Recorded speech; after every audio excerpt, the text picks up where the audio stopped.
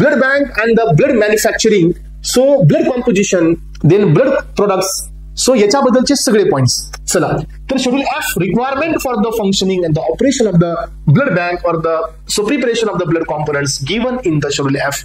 मग आता फ्रेंड्स पहिला बीट आपण ओपन करतोय, that is blood bank and the blood components. मग या ब्लड बँक आणि ब्लड कॉम्पोनंट मध्ये पहिलाच बीट इथं आहे, दॅट इज जनरल कन्सिडरेशन.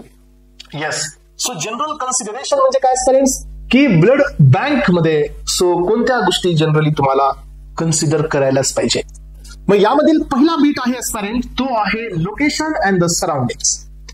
लक्षात घ्या, लोकेशन कुठे असायला पाहिजे ब्लड बँकचा, ब्लड बँकची कुठं लोकेटेड असायला पाहिजे, आणि यासोबतच ब्लड बँकच्या सराउंडिंग मध्ये कोणतं कंडिशन ऍक्सेप्टेड आहेत.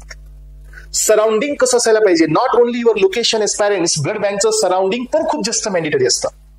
बिकॉज इन्सेक्ट्स असतील, सो काही पेट्स असतील, तर जर यांच्यामुळे जर ब्लड बँकचा जो क्रायटेरिया आहे किंवा जी हायजेनिक कंडिशन आहे जर ही इम्बॅलन्स होत असेल तर याचा इम्पॅक्ट आपण त्याच्यावरती पडतो, जो की आपण डायरेक्ट आपल्या ब्लडमध्ये देणार आहोत. तर ब्लडसाठी एवढे प्रिकॉशन्स का घेतं गव्हर्नमेंट, कारण एस्पायरंट्स जर चुकून आपल्या बॉडीमध्ये HIV पॉझिटिव्ह ब्लड चुकून आपल्या बॉडीमध्ये एखाद्या असणाऱ्या इन्फेक्टेड पर्सनचं ब्लड जर ट्रान्सफर करण्यात आलं एस्पायरंट्स, तर याच्यामुळे आपल्या बॉडीला सिव्हिअर डॅमेज होऊ शकतो. जर चुकून तुम्ही ब्लड ग्रुपिंग मॅच न करता जर ब्लड ट्रान्समिशन करण्यात आलं तर याचाही आपल्या बॉडीवरती खूप मोठा इम्पॅक्ट होतो.